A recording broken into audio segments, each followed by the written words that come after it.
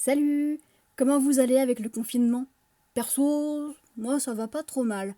Faut dire que je vis dans une maison et que mon mode de vie en ce moment n'est pas très éloigné de ce que je vis d'habitude. C'est la première vraie vidéo de faux vlog et je pense que je vais essayer d'en faire une de ce genre toutes les semaines, sûrement le vendredi, pour parler de ma semaine, culturellement parlant, entre le jeudi précédent et le mercredi. On va commencer par ce que j'ai lu cette semaine, ce qui comprend un manga, un roman et un roman sous forme de livre audio. J'ai lu le tome 9 de Beastars de Paru Itagaki. Beastars, c'est vraiment ma meilleure découverte de l'année dernière. J'ai adoré chaque tome et celui-là ne fait pas exception.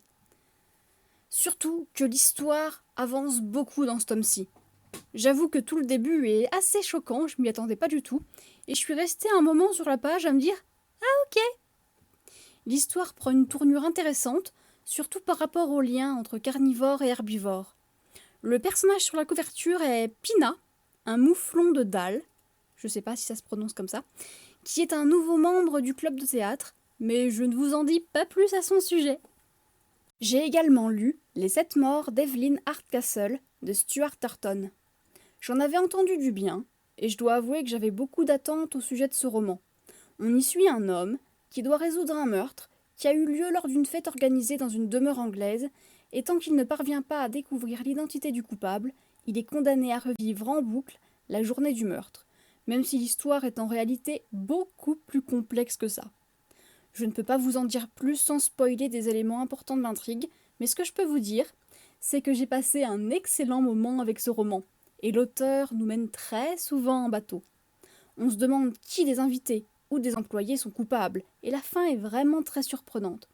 La petite phrase, mixée Agatha Christie, Downton Abbey et Un jour sans fin, vous obtiendrez le roman le plus divertissant de l'année, est assez correct, je trouve.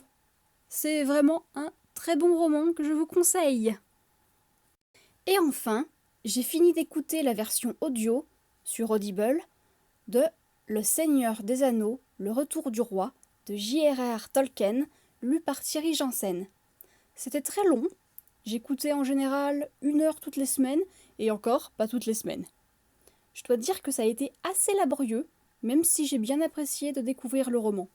Je connais les films depuis leur sortie au cinéma, et il faut admettre que certains éléments sont assez différents des romans, notamment la fin du voyage des hobbits. Par exemple, ils pensaient retrouver leur chez eux, et en fait, ils rentrent pour le découvrir dévasté. Une nouvelle aventure s'engage alors pour eux, avant la toute fin de l'histoire. C'est assez intéressant car on voit que même après que Sauron a été vaincu, il reste encore des ténèbres qu'il faut combattre. La lecture de Thierry Janssen était assez agréable, surtout qu'il s'efforçait de faire des voix pour chaque personnage, ce qui ne doit pas être une chose aisée. Parlons maintenant des jeux vidéo. Comme toutes les semaines depuis mi-janvier, j'ai passé mon week-end sur The Witcher Wild Hunt. J'ai beaucoup avancé le scénario principal, surtout à Skellige, et je dois maintenant retourner à Velen, mais en fait, je suis passé en mode touriste et je visite Art Skellige. À l'instar de Velen et Novigrad, il y a beaucoup de choses à voir et à découvrir. J'avoue avoir ouvert grand les yeux la première fois que j'ai vu une baleine, alors que j'étais en train de rejoindre une île à la nage. J'ai trouvé ça trop génial, même si je pense que c'est juste pour faire joli. Bon, il y a aussi des baleines mortes sur la plage, et ça, c'est moins joli. Selon le jeu, je viens d'atteindre 95 heures de jeu, et je suis presque au niveau 23. Je pense que ça va m'occuper encore un bon moment. Je ne joue quasiment plus sur PC, mais je viens de recommencer le jeu Coloring Pixel. En gros, c'est du coloriage magique, un numéro correspondant à une couleur. Un dessin peut être réalisé rapidement ou bien être assez long à faire. Le jeu de base est gratuit sur Steam et on peut faire une bonne 60aine de dessins, dont certains qui sont vraiment très longs. Il existe de multiples DLC qui rajoutent à chaque fois 20 nouveaux dessins et qui sont vendus 79 centimes chacun. Sincèrement, j'ai passé une bonne centaine d'heures sur le jeu de base et cette semaine j'ai acheté 3 nouveaux DLC, donc je vais y passer encore pas mal de temps. Alors là, je vais vous parler de quelque chose que, en fait, je devrais vous parler dans la prochaine vidéo, mais tant pis, j'en parle dans celle-là. Je vais vous parler d'un jeu mobile auquel en fait je ne joue plus, mais pour lequel je suis toujours les mises à jour. Il s'agit de Kingdom Hearts Union Key. Kingdom Hearts étant ma saga préférée depuis plus de 10 ans. Jeudi matin, j'ai regardé le live de Chronos sur la chaîne Kingdom Hearts Island par rapport à la nouvelle mise à jour de l'histoire principale. La nouvelle scène inédite était assez courte, mais mignonne, et il se passe un truc à la fin qui est un peu bizarre, donc c'est toujours très bien. On espère quand même des nouvelles par rapport au nouveau jeu Dark Roads pour bientôt, surtout que l'histoire principale de Cux, elle sera pas mise à jour avant juillet. Et bon, Dark Road est censé sortir avant la fin du printemps. Maintenant, je vais vous parler de ce que j'ai regardé, et je dois dire que contrairement à mon habitude, il y a beaucoup de documentaires. Comme tous les samedis soirs, j'ai regardé un Ghibli, et cette fois, c'était Princesse Mononoke. Je ne l'avais jamais vu, et j'ai beaucoup aimé, que ce soit les personnages, l'histoire ou les messages, notamment par rapport aux animaux et à l'écologie. Il y a des passages un peu gore, alors j'avoue que c'est bizarre de se dire que ça a été distribué par Disney en dehors du Japon. Sur Disney+, j'ai vu Fantasia. Alors je suis pas une grande fan de musique, qu'elle soit classique ou non, alors je dois admettre que c'est pas un dessin animé que j'aime beaucoup, même s'il y a certains passages qui sont vraiment très bons, et que la plupart des dessins animés sont très sympas à voir. C'est de là que vient le Mickey apprenti du magicien Yensid. Toujours sur Disney+, j'ai vu Le Dragon récalcitrant. Alors en fait, je m'attendais à voir uniquement un dessin animé sur un dragon, et en fait je me trompais complètement. En fait c'est un film, et on suit un homme dont la femme veut qu'il aille au studio pour y rencontrer Walt Disney, et lui vendre une idée pour un dessin animé. Et ce dessin animé, ce serait donc Le Dragon récalcitrant. Et il se met à visiter les studios, et il découvre comment sont réalisés les dessins animés, du storyboard à l'enregistrement sonore. Et franchement, c'est vraiment passionnant. Il devrait en faire un nouveau, vu que les conditions ont beaucoup évolué depuis les années 40. Monsieur Mercedes a été ma série de la semaine. Elle est composée de 3 saisons de 10 épisodes chacune, et est une adaptation de 3 romans de Stephen King.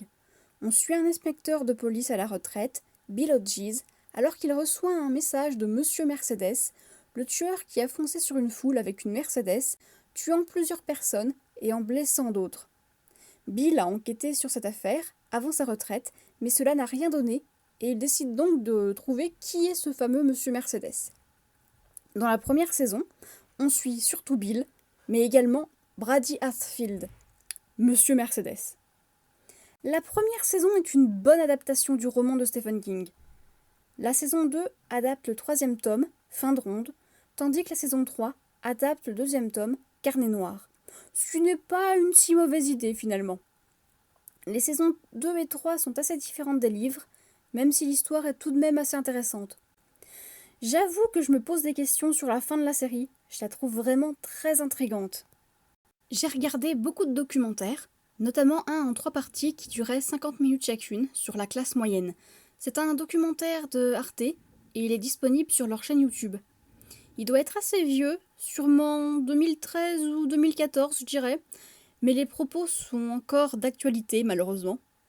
On suit plusieurs personnes et familles qui essayent de s'en sortir et certains sont vraiment très touchants. Toujours sur la chaîne YouTube de Arte, j'ai regardé le documentaire, qui je crois est assez récent, Un monde obèse. J'ai bien aimé que ce ne soit pas un documentaire qui essaye de trop culpabiliser les personnes en surpoids, et qui peut leur faire comprendre que ce n'est pas de leur faute, qu'il y a beaucoup d'autres facteurs, notamment les actions des entreprises agroalimentaires et même les actions du gouvernement. Bon, on s'intéresse surtout aux États-Unis et un peu à l'Allemagne, mais c'est très intéressant et on se doute bien que c'est la même chose en France. Cela m'a donné envie de revoir Super Size Me, et j'ai appris qu'il y avait une suite, Super Size Me Holy Chicken. Le premier documentaire, je l'ai vu quand j'étais ado, il y a donc un moment maintenant, mais j'ai été plus marquée maintenant. Morgan Spurlock décide que pendant 1 mois, il va manger chaque repas dans un fast-food McDo, et à la fin de l'expérience, on voit que sa santé s'est fortement dégradée. En plus de ça, il fait des recherches et découvre, par exemple, ce que les élèves mangent à la cantine et qui, bien souvent, n'est pas très sain. Le deuxième documentaire date de 2017 et on suit encore une fois Morgan Spurlock qui, cette fois, décide d'ouvrir un fast-food très sain en suivant les recommandations du gouvernement et il découvre la réalité derrière tout ça. J'ai beaucoup aimé le deuxième documentaire, que je voyais pour la première fois. On se rend compte qu'il est très facile de faire du sain sans que ce soit vraiment du sain en fait. Qu'il est très facile de manipuler le consommateur. On découvre aussi que les éleveurs de poulets ont des conditions de vie assez difficiles, car ils sont soumis aux réglementations du lobby du poulet, Big Chicken, qui peut faire de leur vie un enfer. La fin est assez intéressante, même si je ne sais pas si la finalité est bonne. En fouillant sur Netflix, je suis tombée sur le documentaire What the Health. De base, je n'étais pas vraiment intéressée par ce documentaire, mais après avoir vu les 3 précédents, je me suis dit que ce serait un bon complément. Je suis contente de l'avoir vu en dernier parce que c'est vraiment le plus radical, et je l'avoue celui qui fait le plus peur. En gros, on a des scientifiques, beaucoup de scientifiques, qui expliquent que manger de la viande, ce n'est pas bon pour la santé, comme tous les autres produits alimentaires issus des animaux, comme le lait et les œufs. Le passage le plus choquant, mais malheureusement pas étonnant du tout, c'est quand on découvre que les associations par rapport au cancer ou au diabète sont sponsorisées et reçoivent beaucoup d'argent de grandes chaînes alimentaires, mais également de labos pharmaceutiques. Oui, parce que le documentaire lance l'idée que les grands labos ne veulent pas nous guérir, mais faire juste en sorte de nous garder en vie et malades le plus longtemps possible pour continuer de nous gaver de médicaments.